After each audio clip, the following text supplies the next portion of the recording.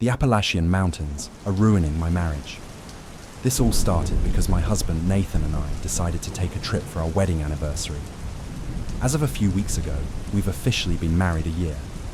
We've been together for 7, and it's been the best years of my life. Before meeting him, I never thought I'd find love.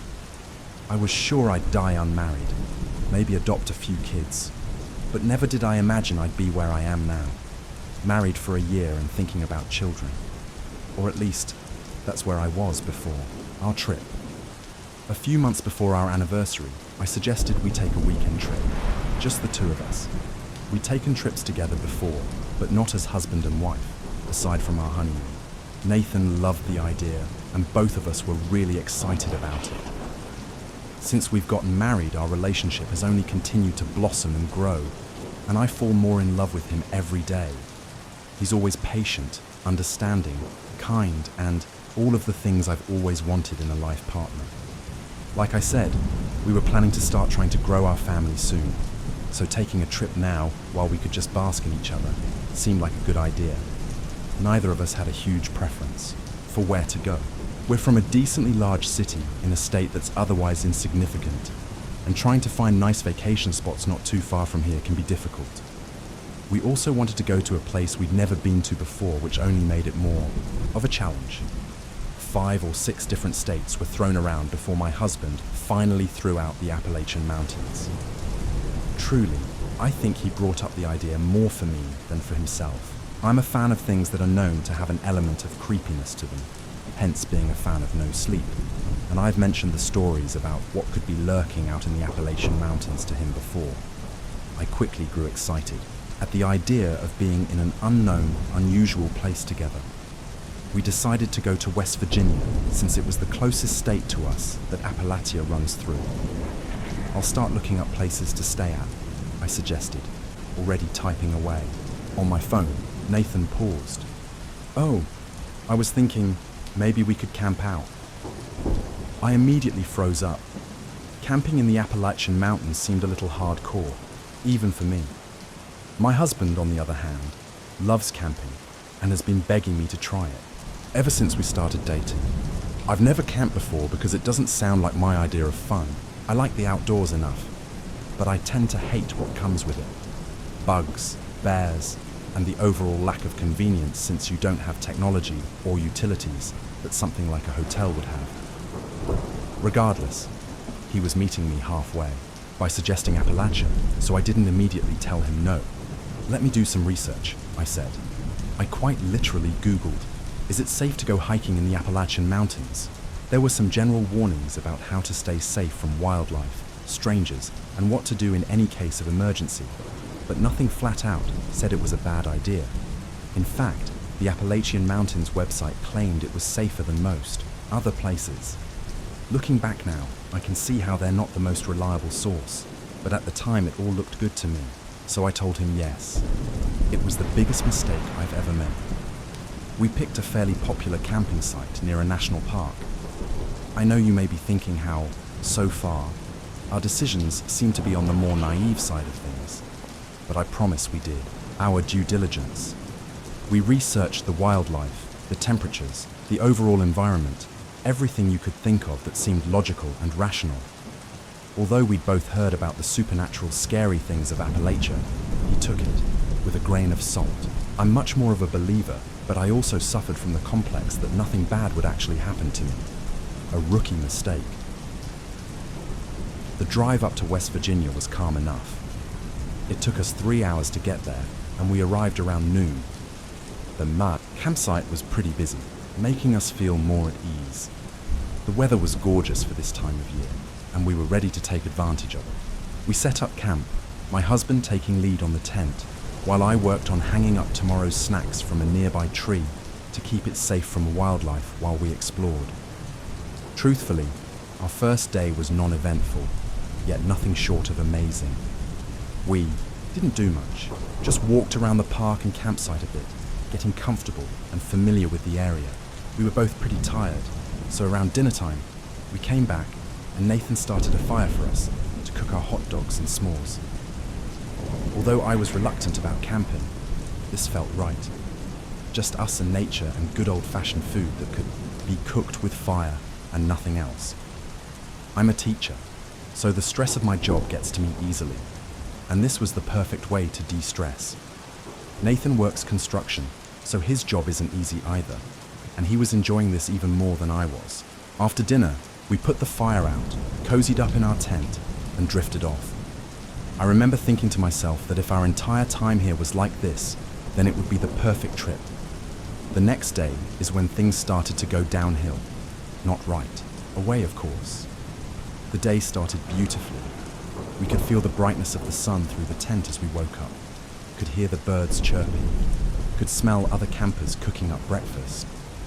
We followed suit, him starting to heat up some beans while I grabbed some bread from our DIY tree line. We ate, relaxed for a bit, and then in the early afternoon we prepared for our first hike of the trip. Hiking has been a huge part of Nathan and I's relationship. It was even our first date, so we're both pretty seasoned hikers, and we felt comfortable doing a 5-mile hike to start off our day. The trail difficulty level was hard, but it was nothing we'd never done before, so we had no worries. Water and snacks were packed, and we set off. Again, it was breathtaking, and we were lulled into a false sense of security, much like the rest of our trip so far. The only peculiar thing was how empty this particular trail seemed, given how busy the campsite was, but we chalked it up to the length and difficulty and carried on. About a mile in is when things got significantly weirder. We were coming up a more uphill part of the trail, and where it started to level out, Nathan noticed something I wish he hadn't. Straight ahead, behind a few rocks, were ivory white bones. I didn't take another step as we simultaneously noticed them. "Nate, what is that?" I asked. Although unsure of the answer aside from bones, I didn't actually want to know more. Whatever kind of bones they were, they could stay there. My husband felt differently. "Oh, cool," he said, ever excited about these kinds of things, and rushed towards it. I tried to yell at him to stop, but he was already right in front of them. "I think it's a deer carcass." "Holy shit, babe. You gotta see this." I kept my distance. You know I have a weak stomach. I'd rather not. The bones wouldn't upset my stomach as much as the thought of how they got there, but I didn't want to see more of them regardless. I was into creepy things, but this wasn't creepy to me, just gross. In contrast, while Nathan wasn't a huge horror buff, he had a passion for biology, and this was something of interest to him. He reached out to touch the mysterious bones, and my insides churned. "Nate, don't. Come on. We have a long way to go and I want to get back before the sun sets." I crossed my arms tight across my chest, an unsettling feeling growing stronger by the second. One thing I knew was that you aren't supposed to be in the Appalachian woods after dark. That was plastered everywhere on the internet when I did my research. Finally, my husband reluctantly left the carcass and we continued on. 2 more miles in, and suddenly, the app we were using to follow the trail, something we always did for our hikes, wasn't making much sense. We always used the app because you could download hikes, so even if you lost service, you still had access to the trail. We'd used it over 100 times before without issue, but this time, our app was quickly acting like a broken GPS, telling us to turn around every 5 seconds and glitching out completely. It gave me chills down my spine because I knew this wasn't right. This wasn't a service issue or an app issue. This was an issue with the trail itself. "Let's just turn around," I pleaded as time dragged on. "The app's not making any sense, and if we keep going, we're only going to get lost." Nate shook his head. "If we turn back, we have 3 miles back to camp. If we keep going, we only have 2 miles. Turning back will take longer, and you're the one who wants to make it back by sunset." Unfortunately, he was right. We were. More than halfway through, and turning back would have meant a longer track. Feeling conflicted, I checked the time. It was nearly 3 p.m. That didn't make any sense to me. We hiked 3 miles, which usually took us about an hour at the pace we were going. It had been nearly 3 hours, meaning we would have spent an hour on each mile. There was just no way that was true, nor did it feel like we'd been out here that long. Something snapped in me as I realized more and more the situation we were in. I don't know what to do. We just have to get back, I croaked out in a defeated tone. Nathan calmly grabbed my shoulders. Cass, we're going to be okay. It's not too far now. We'll make it back before dinner for sure. Let's just keep going. Fuck the app. We're experienced enough to know how to read trail markers. Putting it like that eased my nerves a bit. He was right. Trail markers weren't hard to follow if done correctly. And even if we continued at the pace we were at, we'd still make good enough time to make it back to camp before dark. I stopped for a moment, breathing in and appreciating this moment with the love of my life and his ability to bring me peace. You're right. I'm sorry. Thank you. And we continued on, him taking the lead. Things were fine for another mile. But when we only had one left, I noticed it was growing darker already. That couldn't be right. At most, it should be 4, and this time of year the sun starts setting around 6 OMs. Nathan didn't seem to notice, so I glanced at my phone, 5:33. Nate, what the fuck? I mustered out. He paused and turned back to look at me. What? It's nearly 6. For the first time on this hike, he started to look concerned. How is that possible? I shrugged my shoulders, showing him my phone. Then to my surprise, he chuckled. It's 5:30, Cass. It's not nearly 6 on yet. Come on, let's just keep going so we can make it back. If we speed up, a 30-minute mile is more than doable. I refrained from mentioning that none of this should have taken as long as it had, that there was no way 4 miles should have taken this many hours, but he already knew that. I felt like continuing to complain would have only wasted our time and energy, so I followed along, but my legs were starting to hurt, and I wanted nothing more than to be done. As I mentioned, we're experienced hikers, and no hike had ever made me feel so exhausted before, and we'd hiked 8 miles in 3 hours. I wrote it off as mental exhaustion more than anything. As we finally were on the last half mile of the hike, making extraordinary time in comparison the past 4.5 miles, the trail markers led us directly in front of a cave. My heart dropped as my eyes shot holes into my husband's skull. Why are we in front of a cave? I asked, knowing the answer, yet not wanting to admit that we had to go through this hellish-looking black hole before finally reaching freedom and safety. Again, my husband was nonchalant about it. It's a super short walk through the cave. Baby, then it leads right back to camp. I thought I told you about it when I suggested this hike. Look, it's totally safe, he said as he pointed to a sign in front of the cave that said there were no bears and it was a part of the trail. I've truthfully never wanted to hurt my husband before, but this made every part of my body twitch, as he in fact did not mention the cave. You know I'm claustrophobic, he nodded. We went through a cave when we hiked in Ohio though. You seemed fine. I couldn't resist huffing and puffing. I ran out of there so fast I nearly fell and broke my ankle. Nate grabbed my hand and grinned, releasing some of my fear. Yeah, like a badass. This is nothing. You've been in a cave before. Now you know what to expect. Always the optimist, my husband. Truthfully though, it was out of character for him to be quite as chirpy as he was being. But I figured he was trying to stay positive for the both of us, since I was pretty close to breaking down. Very reluctantly, we walked into the cave, which we had to duck down to be in since it was so short. I shut my eyes tight and grabbed my husband's hand. I don't know if I can keep my eyes open in here without throwing up, I warned, as we started our walk across the narrow rocks that lay at the floor of the cave. He gripped my hand tight. I can be your eyes, but be extra careful where you step. Some of these rocks are no joke. The walk through the cave, although terrifying, was not unusual. He was right. It was a short amount of time before he nudged me to let me know he could see the exit, and that we were almost finished with this excruciating exercise that was supposed to be relaxing. I opened my eyes to see the exit, and to see the sun quickly setting as well, making me pick up my pace. He followed suit, feet crunching loudly against the rocks. Your shoes are loud, I complained as we moved ahead. He looked over at me, confused. I thought that was you. Great. That isn't a creepy thing to hear in a cave as the sun sets. I didn't bother thinking too hard about it, moving closer to the exit. My husband didn't share that sentiment, turning his head to look behind him. Holy shit, there's a deer in here.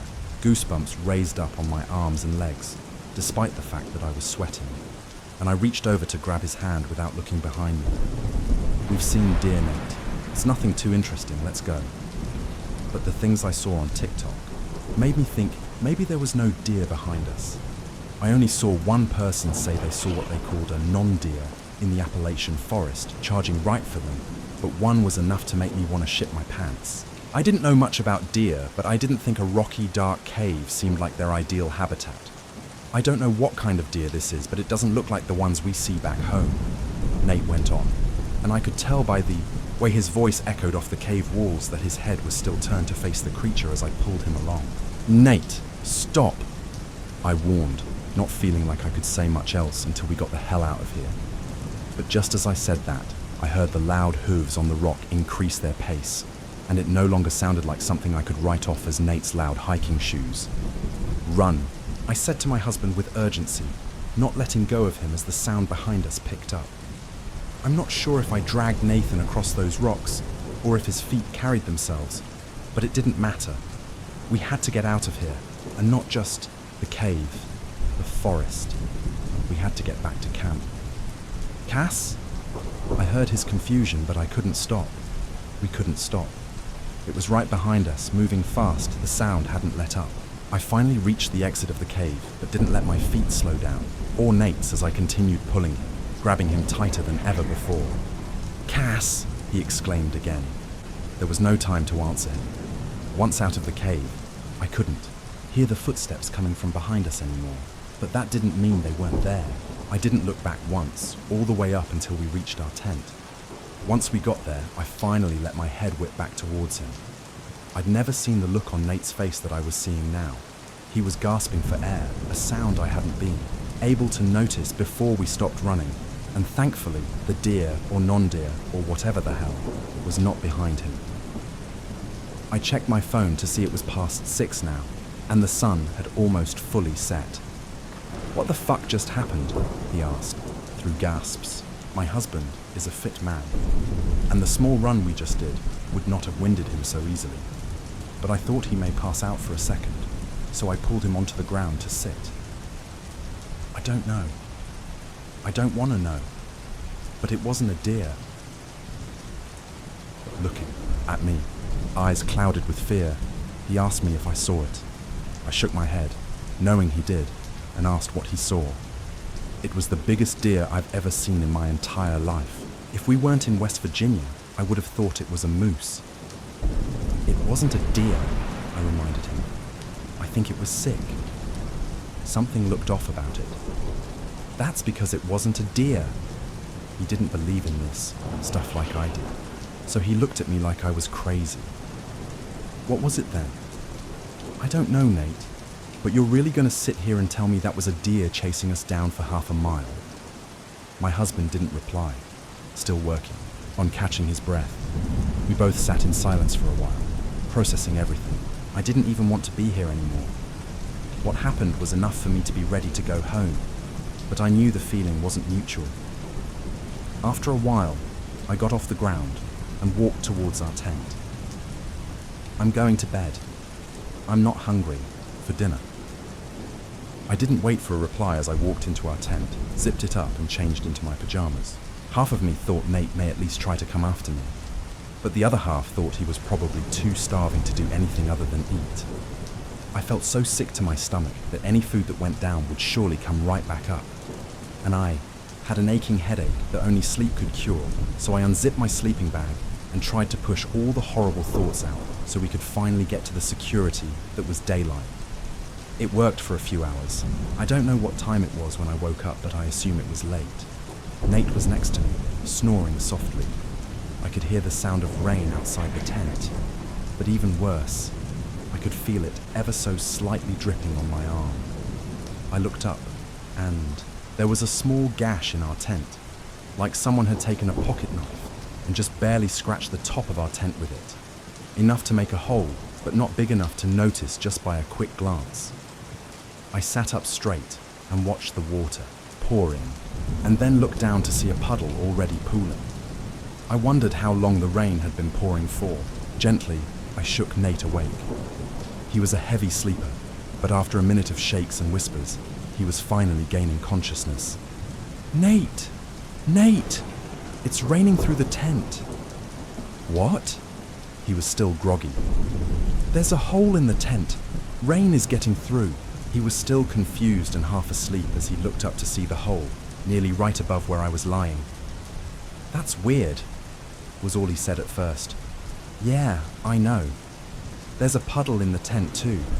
I don't know how long it's been raining for, but it's been raining since you went to sleep, really. But that hole was not in the tent when I came to bed," he insisted. "It's been raining for that long?" I questioned with the raise of an eyebrow. "How did you eat if you couldn't start a fire?" "I ate like 10 protein bars," he continued to mumble. "What do we do? I can't sleep. Like this, the tent is basically ruined." My husband seemed to contemplate this as he continued waking up. "Let's go sleep in the car. In the morning, I can patch up the hole and clean out the water." I didn't like that answer at all, but I knew I wouldn't like any option right now. The last thing I wanted was to step out of this tent in the pitch black while it rained on us. I don't think there would be any more vulnerable feeling than that. What if we just went back to sleep and left in the morning? I don't want to go out there right now. My very rational husband looked at me with bug eyes. "Are you crazy? We'll get sick sleeping in cold rain." I felt tears welling up in my eyes. "I can't do this, Nate. I'm scared." "There's nothing to be scared of, Cassie. We're okay.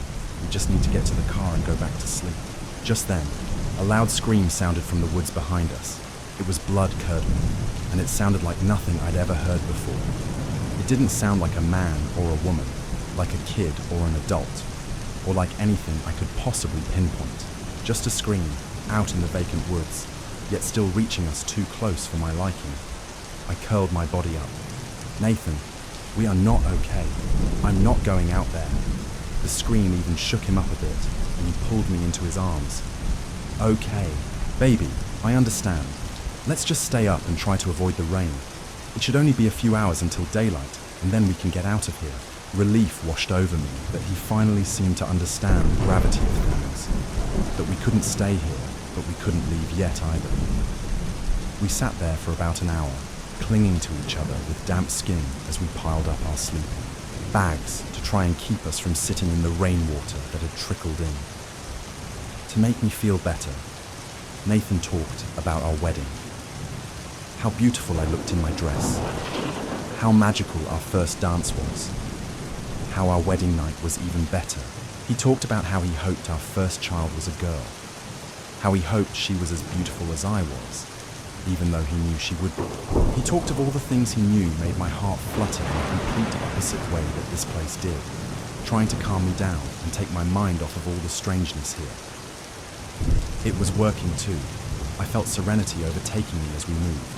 Onto the topic of baby names, something we'd talked about before, but only briefly when we started to hear the scratches. On the back of the tent, directly behind us, it sounded like somebody was taking 10 sharp knives and dragging them down the nylon material. We both froze, not daring to look behind us. At first, we didn't acknowledge it, just paused to make sure it didn't continue before resuming our conversation. But it wasn't even 5 minutes later that it happened again. "Okay, this is ridiculous," Nate said, unraveling himself from me and moving towards the front of our sanctuary. "What are you doing?" I asked in a panic. "Whatever the fuck is going on, I'm sick of it. Look at you, you're worried out of your mind. It's probably just an animal." I rolled my eyes and reached out to grab him. "Even if it is an animal, what are you gonna do? If a bear is standing behind our tent right now, you're just gonna go out there and ask it to go away? What are you thinking?" This seemed to drag him back to reality, and he sat back down beside me, but scooted us both away from the back of the tent where the loud scratches were coming from.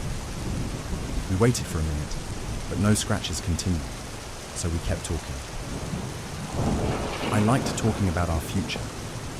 I always had, even months into our relationship, because he always talked about it, with so much certainty. He knew we'd always be together, that we'd have 2 kids and a house with a picket fence, and a golden retriever to match. He believed it so strongly that it made any doubts I ever had diminish very early on in our relationship, despite the fact that I was rather cynical when I met him. We moved on to what kind of house we'd get when we had enough to move from our dreaded apartment. He wanted a modern home, and I wanted us to have a gazebo in the backyard, a big one that our entire family could sit under. Just as we were fake arguing about what colour the living room walls would be, I wanted tan while he preferred yellow. We heard the faintest whispers coming from either side of us. We quieted our own conversation to try and hear better, but at this point neither of us were surprised at the persistence of whatever was out there. However, as the whispers grew louder, we became pretty confident it wasn't a bear. At first, I thought maybe the whispers were talking about food. I thought I heard bacon, and so maybe it was just some hungry campers that were rising extra early to eat. But as the volume increased, it was clear that wasn't it. I was still struggling to make out what was being said, but as Nathan tightened his grip on me and I looked over to see him nearly in tears, I started to put it together. Nathan. That whisper was crystal clear, even over the rain, and sounded like it was right in our ears. My eyes widened as I realized what was happening. My mind flashed back to all the Reddit threads I looked over, all the videos I watched, and they all contained warnings about hearing your name in the mountains, about how you never react and you never respond. But my husband didn't know that, because I truly hadn't thought it was something I'd have to tell him, because I never thought it was something we'd encounter. Before I could try to change the subject, do anything to get him not to acknowledge it, he shouted in a way I'd never heard. "Leave us the fuck alone!" He thrashed around a bit, pushing on the tent as if to signal that he meant business, but I knew he had made the worst possible decision. The whispers stopped, along with every other sound in the woods.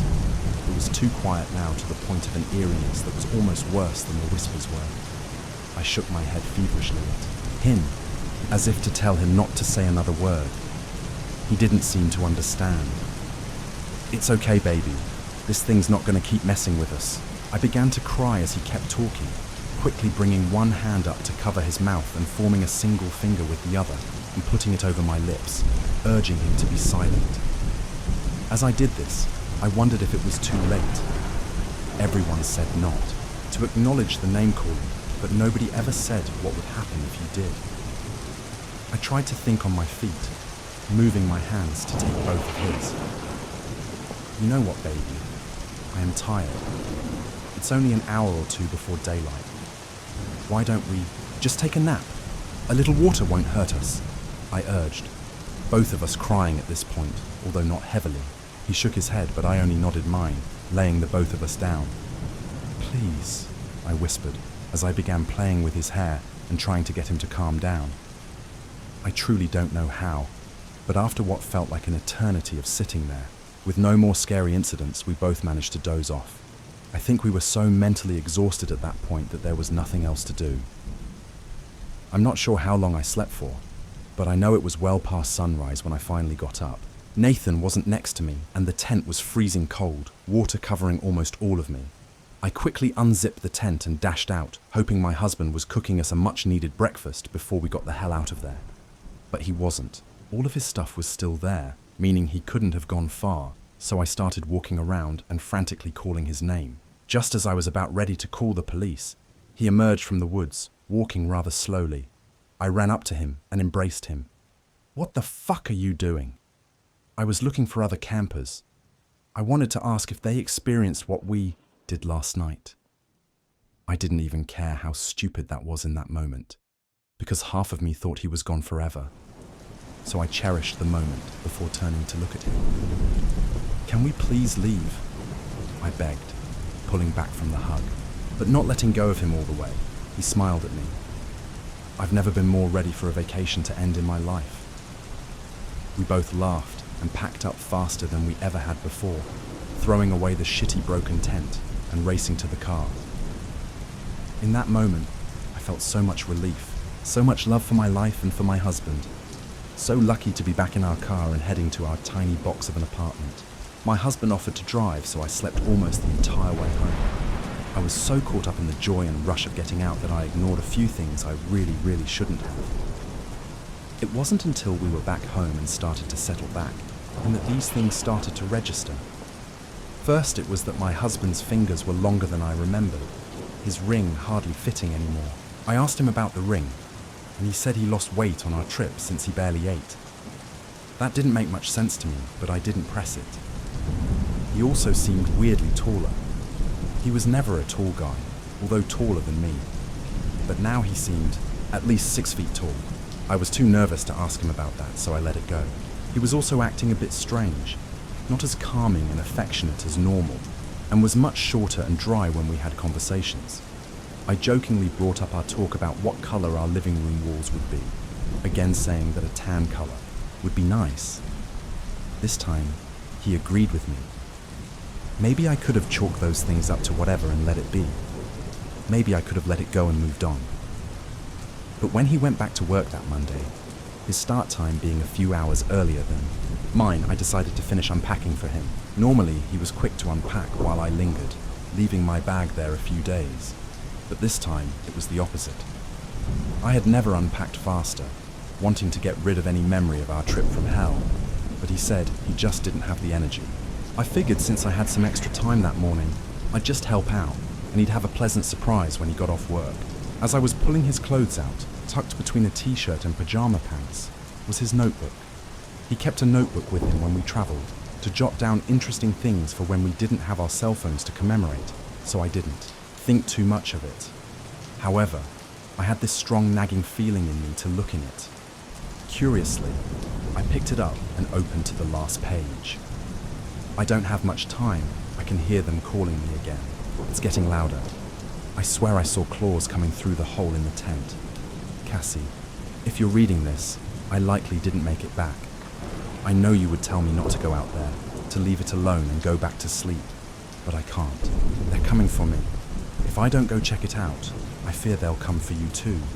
I don't know what it is, but I can feel it hunting me. It's angry. I love you so much. I want nothing more than to have our future together, just the way we planned it. But if I can't have one, there's no sense in dragging you down with me. I really hope I come back to you. Story 2. Someone keeps rearranging the letters in the craft store I work at. It's starting to get creepy. I stared at the aisle end cap display of glittery disco ball letters.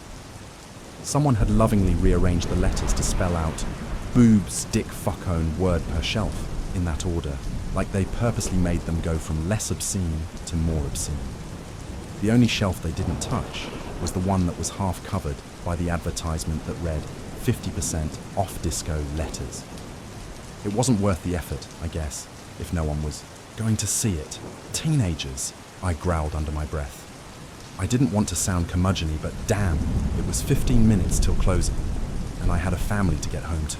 A little girl who stayed up past her bedtime just to hug me goodnight. When you're young, everything's so fucking funny, they never think of the consequences. I rearranged the letters, grumbling all the while. Then I walked away, muttering curses to myself, pushing the dust mop over the aisle floor. I was the only one in the store, and this had to get done before I closed up, or I'd be yelled at. We had a militaristic boss who checked the security camera tapes like a psycho. When I went into aisle 32, however, there was another one. Flaccid okay. I had to give them points for creativity on this one. We'd mostly sold out of these oversized gold party letters. There were only 10 left. It took a lot of creativity to form an obscene word out of 10 letters. Kudos, honestly. I re-scrambled the letters and continued through the store. When I got to aisle 44, however, where we keep the wooden paintables, like birdhouses and the like, someone had rearranged the wooden letters into words. Just one word, not obscene. Helpy froze, staring at the letters. Well, that was disconcerting. That had to be another joke, right? Trying to give someone a scare. Well, they succeeded. I glanced around the store and even crouched to check the space under the aisle shelves. No one was there, of course. I stood back up and continued pushing the dust mop. 9:03. Fuck. I had to hurry it up and close up. I went on mopping through the aisles as quickly as I could. When I got to the baking aisle and my eyes fell on the cookie cutter letters, I knew there was going to be another word or message waiting. And there was. The cookie cutters had been balanced upright, reading, "Watching you." All the blood drained out of my face. "Shut up," I told myself, pushing the mop faster. It's just a bunch of teenagers trying to scare people. Obscenities and creepy messages. This screams of 14-year-old boys who watched a horror movie once. Except, what if it was two different people? The thought lingered in my brain. It was a Friday, one of our busiest days. Close to 100 people had probably been in the store over the whole day. I hadn't been in the baking aisle since yesterday's cleaning. What if these messages are real? What if someone is watching you? I thought of one of our regulars, a guy in his 60s. White hair, roving eyes, thin frame. I always thought it was a little weird that he came in so often. I mean, I think it's amazing when guys craft, but he just stuck out like a sore thumb among the older ladies and the families, especially because he seemed to buy such varied stuff. Clay one day and paint by numbers the next, rather than sticking with one niche hobby. What if he'd been coming here so often because of me? He was always overly friendly, his gaze lingering sometimes glancing down. I ran to the storage closet and threw the dust mop in. Got my keys and purse, headed towards the front door to lock up. But as I hurried down the aisle, something caught my eye. I turned. The disco ball letters. They'd been rearranged. Instead of obscenities or random gibberish, they now read, "Better, runtime seemed to stop." My heart dropped to the ground. Someone else is in the store. I glanced around, just in time to see a shape dart behind the aisle. Too quick to see anything apparent. Gender, race, age, but enough to see that someone was there. Just a flicker of movement. I sprinted towards the door. I didn't even bother locking up as I ran out to my car. My footsteps pounded on the pavement. Something collided with me from the side. I fell to the ground, hard. The asphalt scraped against my cheek. I scrambled up to see a figure standing over me, silhouetted by the red glow of the Crafts for All sign. It was a man, but younger than the guy I was thinking of. Someone I vaguely recognized, who'd been in the store at some point, but I couldn't quite place. "Got you," he growled, his throat gravelly. I scrambled up, stood there, frozen, staring at him, locked in a stalemate. Then I dashed around, the other side of the car, dove in, and hit the locks. His palms hit the glass the instant the locks clicked. He tried the handle, over and over again. "Hey!" he shouted. I climbed over the center console, got in the driver's seat, and reversed, out as fast as I could, not bothering to look if I ran any part of him over. I drove and drove, not even glancing in the rearview mirror until I got home. My husband called the police as I hugged my little girl, who was still waiting up for me, imagining how long she would have waited if I never came home. Story 3. If someone knocks on your door, don't look through the peephole. I know it sounds paranoid. I know it's instinct, muscle memory. Someone knocks. You check. It's normal. It used to be normal for me too, until I learned it wasn't. I've always hated being contacted out of the blue. A random number calls me. I won't pick up. If it's important, they'll leave a message. Ever had a co-worker message you on Teams without any prior warning? Took me a while to get used to that. But the worst, the absolute worst, is someone knocking on my door unannounced. It started back in university. I was living in a tiny apartment, just me and a lot of bad habits. I'd be smoking, or maybe just too busy to clean, and then, knock, knock. The sound would hit me like a punch to the chest. My whole body would go stiff. I'd tiptoe over, careful not to make a sound, and peek through the peephole. Most of the time I didn't open the door, just pretended I wasn't home. Was it introversion? Paranoia? I don't know. But it stuck. 15 years later, in a dozen different apartments, I still did it. When someone knocked, I tiptoed to the door, checked, and if I didn't feel like it, I wouldn't open up. Maybe some unresolved anxiety. It worked. I didn't have to deal with unexpected visitors, and if it was important, they'd find another way to reach me. I thought it was fine, until 2 weeks ago. It was a Friday night, a long week at work. For the first time in a while, I let myself relax. I smoked a little, played video games with some friends. The night was mine. I had my headphones on, fully immersed, when I felt it. A sound, like a knock, just on the edge of my awareness. I pulled my headphones off, my heart skipping. I held my breath, listened. Nothing. It must have been my upstairs, neighbours. They have a kid who's probably staying up late. I shrugged it off, put my headphones back on. Mistake. The night went on, but that sound kept coming. Knock, knock. Just faint, rhythmic tapping, like something waiting. I ignored it at first. Maybe it was the weed playing tricks on me. Maybe I was just tired. But then, by 2 a.m., I'd had enough. I logged off, crawled into bed, and scrolled through my phone before I could sleep. That's when I heard it again. Slow, deliberate, no mistaking it now. A knock, right at my front door. My stomach dropped. I sat up, heart racing. My mind scrambled for answers. Emergency? A late-night visitor? But why hadn't they knocked harder? Why wasn't there panic in the knock? Why so patient? I slid out of bed, my breath shaky. I moved carefully, trying to make no sound. I grabbed my phone, using its flashlight to guide my steps, but I turned it off before reaching the door. I didn't want them to know I was awake. I crept forward, pressing my eye to the peephole. The cold rush of dread flooded my veins. There was someone standing there. Their back was to me. The hallway was a dead end. It's not like they were facing another door. Nothing, just starting to well. Tall, broad, dressed in black. The sound of their breathing, deep, slow, heavy, echoed through the silence. My skin crawled. My mouth went dry. Every instinct in me screamed at me to move, to do something, but I couldn't. I just stood there, frozen, watching through the peephole. And then it twitched. Not a step, not a turn, but a violent shudder, like something inside it was broken. A glitch. The body was unhinged for just a second. It did that a few more times. It seemed to jerk backward, though it didn't. Turn. It wasn't a normal retreat. It was moving backwards, but not towards me. It was almost mechanical. I kept looking through the peephole. The hallway was empty, and it stayed empty. I barely slept that night. Every little noise made me flinch. Every shadow felt wrong. The knocking, though, it didn't stop. Every night, at exactly 2:30 a.m., it came.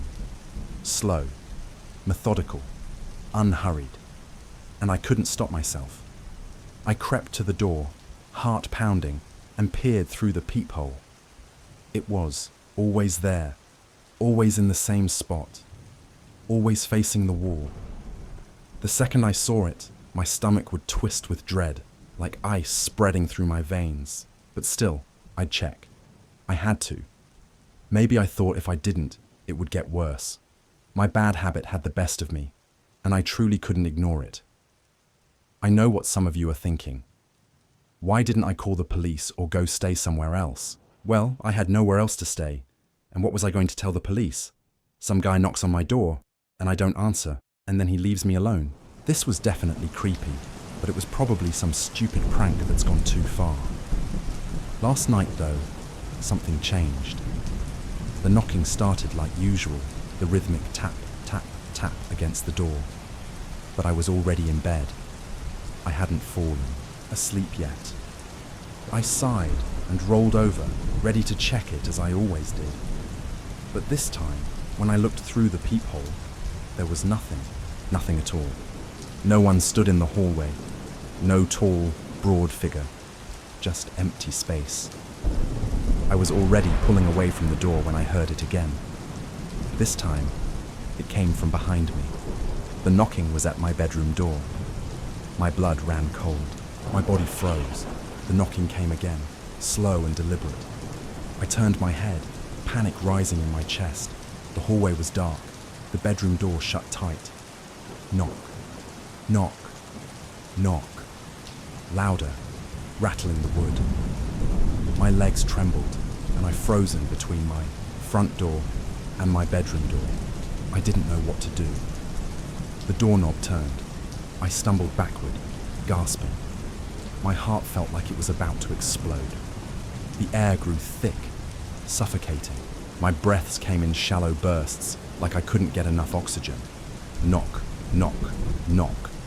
The last one was a crash, a thunderous bang that shook the walls, and then silence. I didn't move. I couldn't move. It felt like hours before the first. Light of morning crept through the blinds. Only then did I dare go into my bedroom. It was empty. Tonight, I know it will come again, but I won't look. Not this time, because I know, if I do, I won't be looking at it. It will be looking at me. I work at a hotel, and I've been watching a man on the cameras run on the hotel gym's treadmill for hours. I work the graveyard shift at a small, usually mostly empty hotel just off the highway. The hours suck, obviously, but other than that, it's a pretty cushy job. I clock in, settle down in the back office, and watch downloaded movies or shows on my laptop. The connection sucks back there, but it's a place I can sit out of view of the guests and relax, so I just prepare accordingly. Periodically, I'll glance at the CCTV monitor hung on the wall in front of my desk. Mostly, it's just to see if there's anyone at the front desk that needs anything, or to see when my co-workers arrive in the morning so I can brush the Cheeto dust off my shirt and pretend like I wasn't half asleep only moments before they arrived. The cameras show several other areas of the hotel too.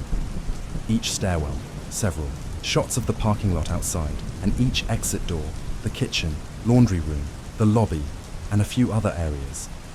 There's also a camera in the gym, but no one ever uses it. The hotel I work for isn't really known for their stellar cleanliness or functioning facilities. Our pool hasn't been open to guests in months, and our gym has like one functioning treadmill, a couple weights, and I think a pull-up bar. I've been working here for a few months, and I don't think I've ever been inside. Anyway, at about 2 a.m., 2 hours into my shift, I glance up from my show to check the cameras and notice that the light in the gym is on. The grainy footage shows a man, average looking, maybe on the older and fatter side, running on the one working treadmill. I don't recall checking him in, but I'm not the one who usually handles that stuff. Most people are in before my shift anyway. Whatever, I thought. I can hardly judge him. Looks like he's doing more exercise than I ever do. I go back to my show, getting up once to grab another bag of chips from the concession area. When I get back, I check the time, 2:32 a.m. The one instance of actual work. I do starts at 3, when I run the nightly audit on the computers, so I have to start keeping track of the time more closely around then. I spare a glance towards the cameras, and I'm surprised to see that the man is still running on the treadmill. Well, probably not still, right? Like, he probably took a break to do other workouts and now he's back to running. Or maybe he's been running this whole time. I don't know shit about exercise. In the crappy video quality, I could still see that he was sweating pretty hard. His shirt was almost an entire shade darker, and his thinning hair was visibly slicked back.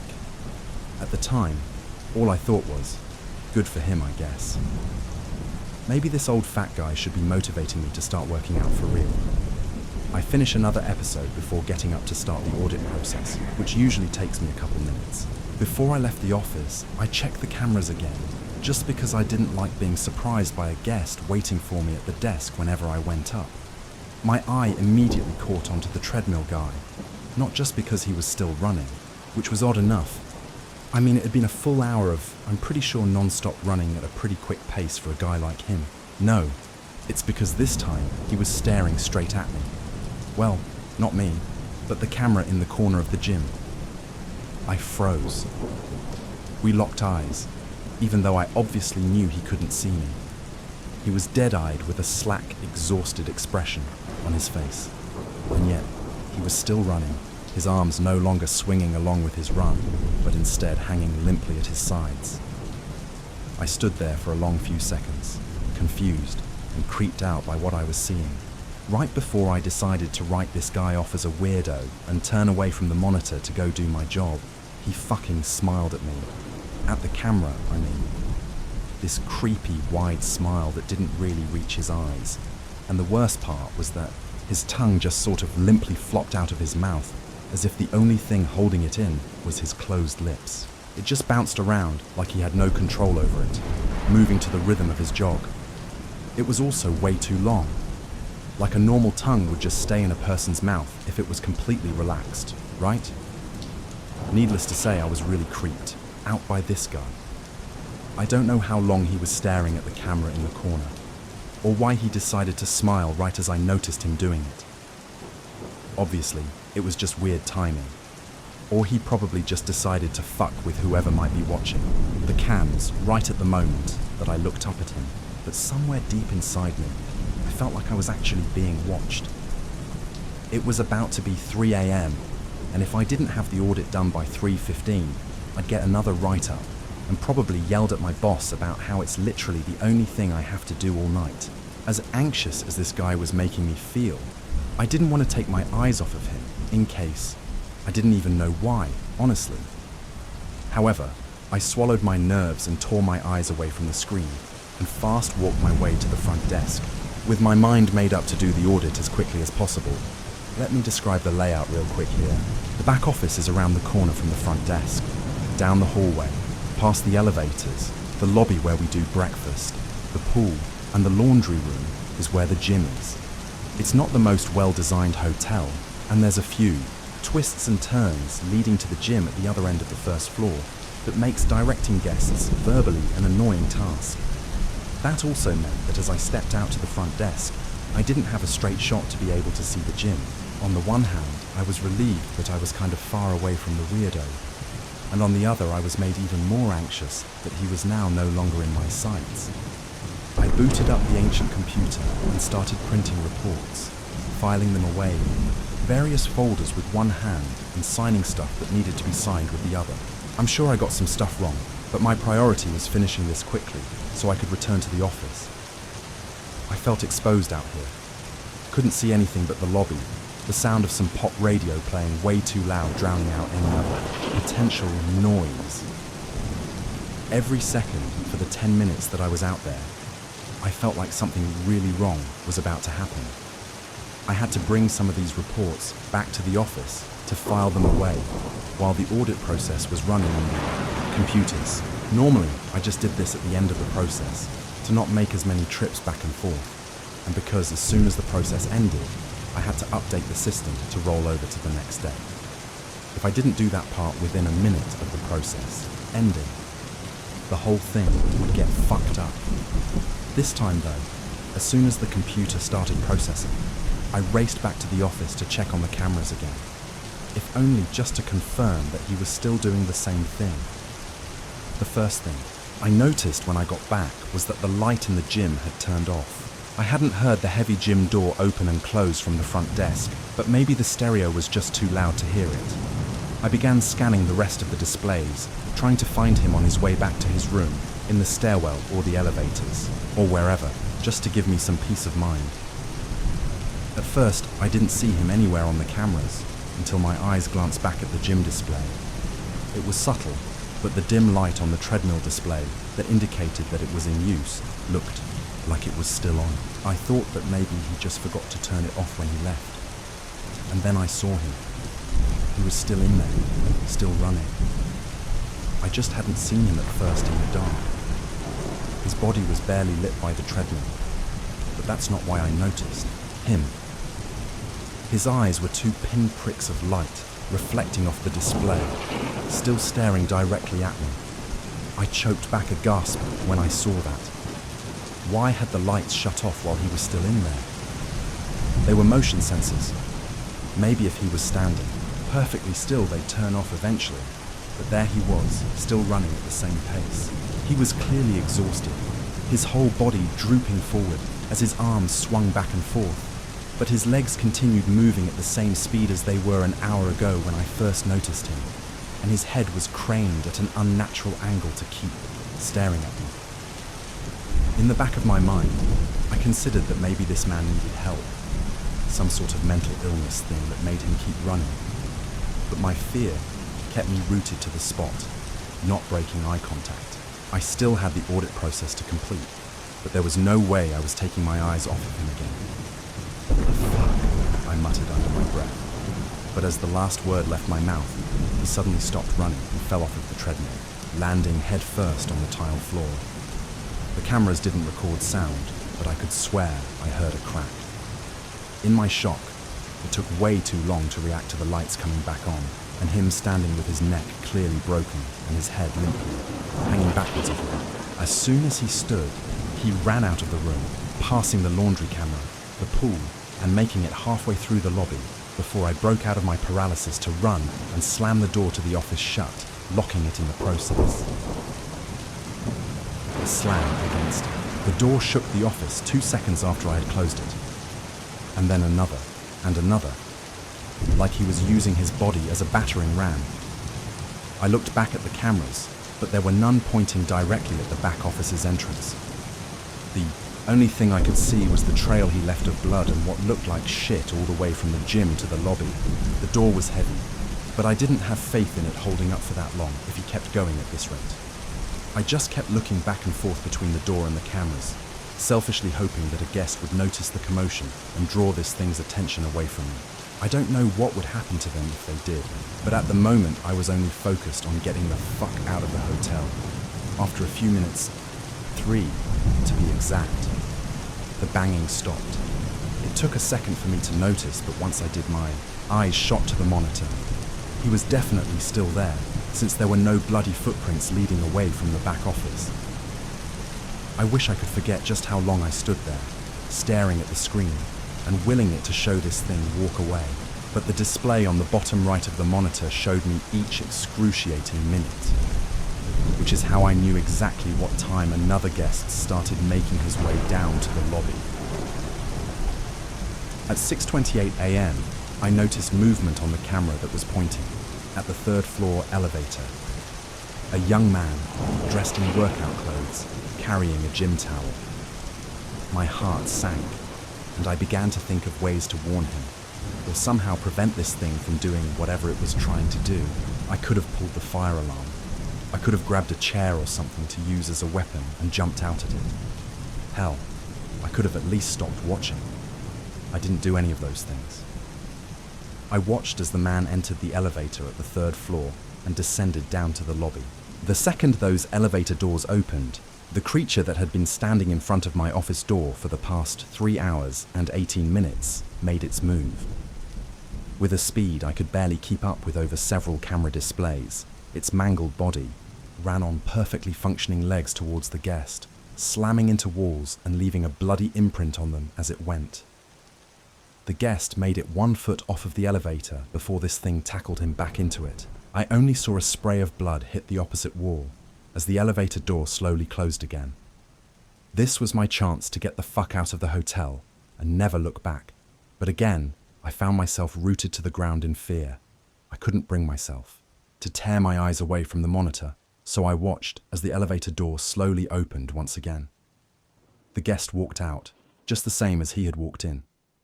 He had the same chipper smile on his face, and I watched as he walked past the front desk, past the lobby and the pool and the laundry room, all the way to the gym. I was out the door and on my way to never coming back again before I could see him enter. I'm writing this in my car a few miles away from the hotel because I couldn't stand to go home yet, but I figured I should make my version of events public just in case. I know that man is running on the treadmill right now, and my co-workers or whoever else comes into the hotel next is going to have to deal with what I went through all over again, but I can't bring myself to care. I even feel too claustrophobic to stay inside my car at this point after spending so long in the back office. My legs are still shaking, and the only thing I want to do right now is run as fast and as far away as I can.